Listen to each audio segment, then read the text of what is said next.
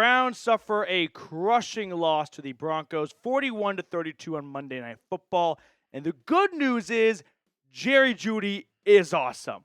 I mean, he nearly set the single-game receiving record for Cleveland in what was a full-on revenge ass-kicking against his former team, but not on the scoreboard where it matters most. Jeudy finished the day 9 grabs, 235 yards, and a 70-yard touchdown grab after the Broncos put up a 93-yard touchdown of their own the very prior play. But unfortunately, all eyes are on Jameis Winston, who delivered a tough performance to evaluate, right? I mean, on one hand, he put up the second most passing yards in Monday Night Football history, 475 passing yards as a team, 34 for 58. So Ken Dorsey and Kevin Stefanski had no problem airing the football out. He threw 4 touchdowns. He really threw 6 touchdowns, 4 to his team, 2 to the other. And those 2 pick sixes were just something you can't overcome. So let's talk about the Jameis Winston experience.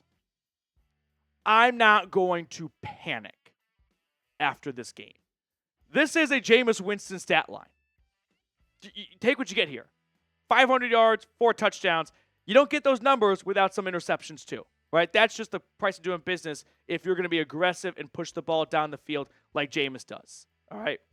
Now, what's not going to happen every single week is 2 of those 3 picks are returned for touchdowns.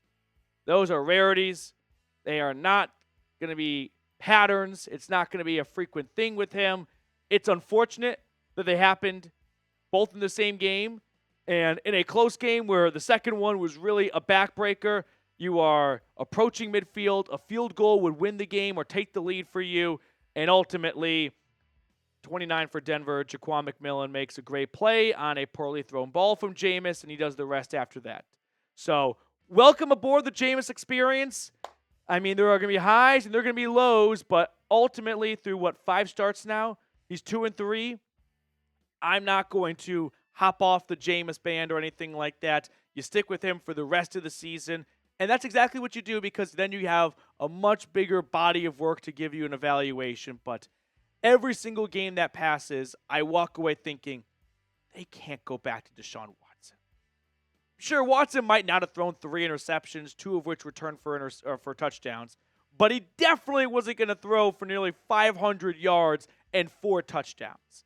I mean, Watson never threw for 200 yards in any of his starts this year. Jameis has never come close to not throwing for 200 yards in any of his starts this year. So with every game that happens that Jameis puts up big numbers and the offense puts up points, to me it becomes more and more clear there's no way you can go back to Watson.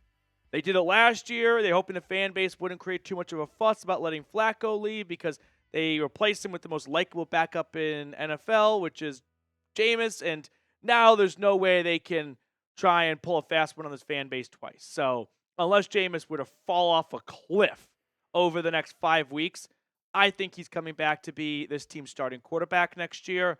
What that does with Deshaun Watson, I don't know, and I don't want to be in that room when that conversation happens, but it's just more and more clear and obvious to me every single week that Jameis is going to return as this team's starting quarterback if he continues to play like the way he is. And that's what I mean. Like, if he continues to have, sure, some good games and some, ups and downs, but overall, this offense is much better. I mean, sure, 32 points, 41 points for Denver, but the offense put up 32.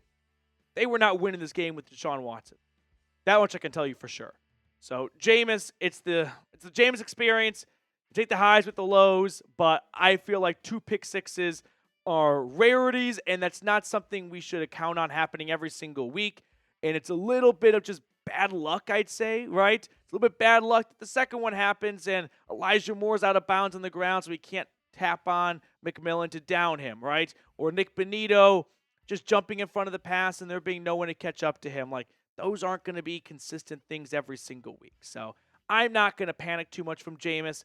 It's a bummer because this Browns team really showed, some life last week, especially with the win over Pittsburgh, and they weren't going to make the playoffs. I mean, even if they won today, they'd be 4-8, and they had win out 9-8, and that's not even a guarantee, and that includes winning out. But at 3-9, I think it's a little reminder of, hey, there's going to be some positivity throughout the rest of the season, and It's probably not going to be as bad as it feels right now, but you still aren't going to be a winning football team. Now let's talk about Jeudy for a moment. Like I said at the beginning of the video, the good news is he's awesome. I made a video this past week that the Browns pulled off highway robbery with the extension they gave Jeudy and where he is going to be paid amongst his peers. And I'm betting that Jeudy might wish he didn't sign that extension because he could have made maybe twice the amount of money in the open market if he didn't sign that deal, because 9 grabs, 235 yards, a touchdown. He is the number 1 wide receiver on this team. The Browns go into next year going, there's no question about it. And they could even bring back Elijah Moore, maybe, who had a phenomenal night tonight. 8 grabs, 111 yards, his best game as a Cleveland Brown. Njoku had 2 touchdowns, but he also had some bad drops as well. So a little bit of an up and down night for the Chief, but he still prefers playing with backup quarterbacks more than Watson because the numbers he puts up with them, I feel like, are so much better just from like the eye test and memory. You got guys like Michael Woods. I didn't even think Michael Woods still on the team anymore. He was released in training camp, and I just forgot all about him. There he is, 81, 3 grabs, 43 yards, including some on third down to keep the drive alive at times. The tough conversation we need to have is Jerome Ford looked better than Nick Chubb. I found myself multiple times tonight going, oh, good run by Chubb. And I'm like, that's 34, not 24. Because don't they kind of run the same style? Like the patience they have, the build is similar. So I keep getting duped into thinking that Ford is Chubb, but I think it's clear that you kind of run Chubb for the rest of the year, and you're going to go out and find a running back in the draft. It's a great running back class. It's a good time to use a second-round pick, just like you use one on Chubb. And unfortunately, a Browns legend, I think, is kind of coming to the end of his time in Cleveland. There's just no big explosive runs for him. A 10-yard run early in the game, and after that, I mean, basically, let's say 8 carries for 11 yards, guys. That's the stat line if you remove his 1 10-yard rush. That's not going to cut it. So it's a really tough pill to swallow, but it's one that has to, be done. Before we talk about the defense, I do want to give a big shout out to our friends over at Game Time. Game Time has a new feature called Game Time Picks that makes getting tickets to see your favorite teams play live even easier. Game Time Picks filters out the fluff to show you only incredible deals on great seats, so you don't have to waste time searching through thousands of tickets. One thing I love about Game Time is their all-in pricing option. Toggling this feature shows the total upfront cost with no surprise fees at checkout. So take the guesswork out of buying tickets with Game Time. Download the Game Time app, create an account, and use code CHATSPORTS for $20 off your first purchase. Terms apply. Again, create an account and redeem code CHATSPORTS for $20 off. Download Game Time today. What time is it? Game time. So, talking about the defense here, they didn't give up 41 points, and unfortunately, all the stats are always going to kind of factor that into their average and whatnot, but the Broncos offense still had some big plays, a 93-yard touchdown to Marvin Mims. I just watched the replay of it before I started this video, and unfortunately, I can see there that Denzel Ward goes for the pick. He misses, and there's no safety above it because McLeod and Hickman, they both kind of dispersed over the sides more than over the middle, and the Warden makes a big gamble, and it costs him a touchdown.